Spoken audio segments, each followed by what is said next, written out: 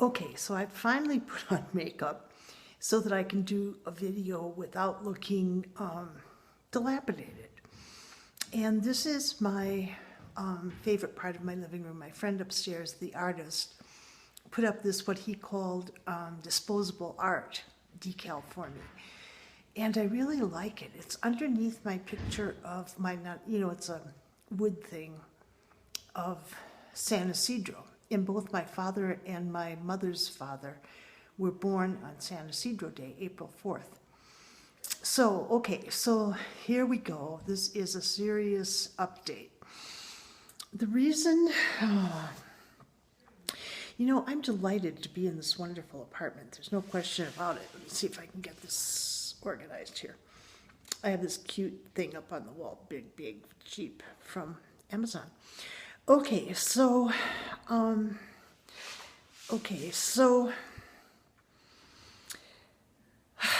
the reason it's been hard to do a update video is because I don't really want to close out my GoFundMe, because come January or even sooner, when I'm doing the independent action to fight Wells Fargo, I may need help with money mailing things.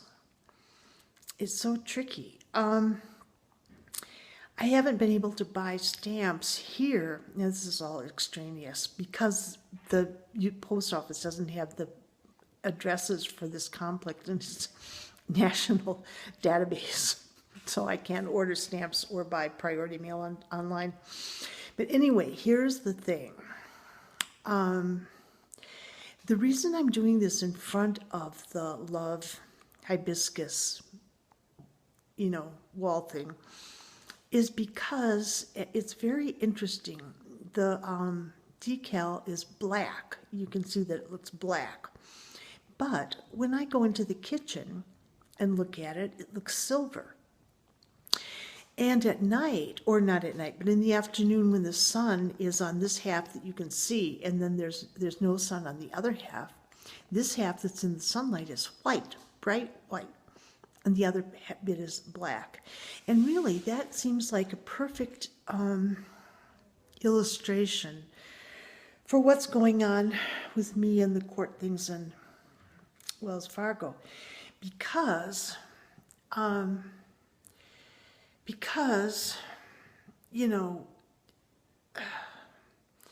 I have failed for 11 years. For 11 years, I have fought Wells Fargo and failed time after time after time. They finally foreclosed, big failure. They took my house. They threw me out of my house. They evicted me. Fail. But then I ended up in this great apartment. So obviously I'm torn.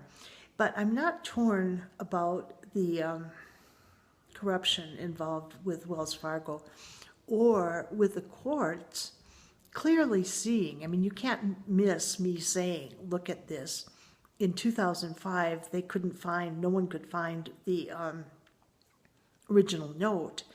And yet, in 2002, they couldn't find it. And yet in 2005, Wells Fargo was allowed to, have the mortgage and note assigned. And then, 3 years later, file foreclosure based on the fact that it had the original note, which it did not. That was a lie. That was corruption. That was fraud. But here I am in this wonderful apartment as a result of the fraud being successful. Okay, what I think is that, like many things, this artwork thing behind me, okay, when it's half white and half black, maybe I should have done this in the afternoon when you could have seen the contrast. When it's half white and half black, yet it's one eternity symbol and love connecting it all.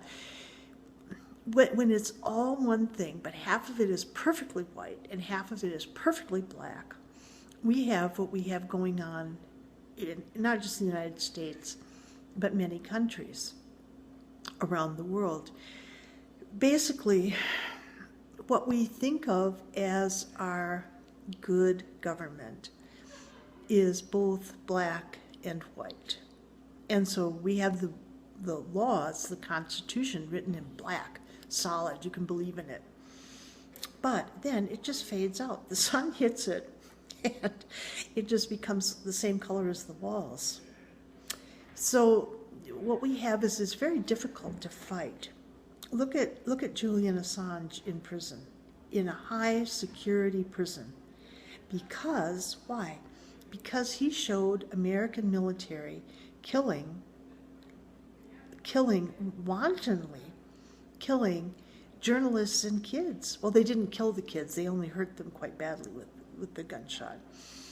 So, I mean, Collateral Murder, that movie, is why Julian Assange is in prison, because he revealed some very bad things. And people didn't, by the way, I have on my, oh, you can't see it, I have on my Julian Assange WikiLeaks shirt. Okay. But anyway, whether or not I have on the shirt, all of the time I think about the fact that Julian Assange told the truth. American homeowners went to court and told the truth and expected the courts to rule in their favor, and that did not happen. Appeals courts did not happen. Homes taken. And most of the people, I would guess, were not as lucky as me to end up in a lovely apartment. I mean, there are kids on the street. Homelessness in California is up, way up. And they fudge the numbers to make it look like it's not as bad as it is. But, you know, we all, especially those of us who have fought banks and lost, and who has fought a bank and won, I mean, I don't know. But the situation is dire. Okay, this is way too long. I want to thank everyone who helped me stay at Motel 6, because without having done that, I wouldn't have my plants here, and I wouldn't have this apartment, because I wouldn't have been fighting for it. But the real fight, and I think the reason people supported me, was not for me to get a nice apartment. I don't think that was it. I think they supported me because they wanted me to continue the fight, whether it looks black or white. They want me to stay in the fight and see if somehow Wells Fargo can be held to account to the laws against fraud. I mean, that's what I think people donated to me for. So I will stay in the fight, but I've got to tell you, I don't really want to carry on fighting. It is so hard. I mean, you just, yeah, because, I mean, you know, well, I mean, in the past, I haven't ever won. 11 years of failing, and now I'm going to go on and continue fighting. But yes, I think that's what I need to do, because I don't think anyone would have supported me if they thought I was going to quit. So thank you all, and I will stay in the fight. Thank you, thank you. Bye.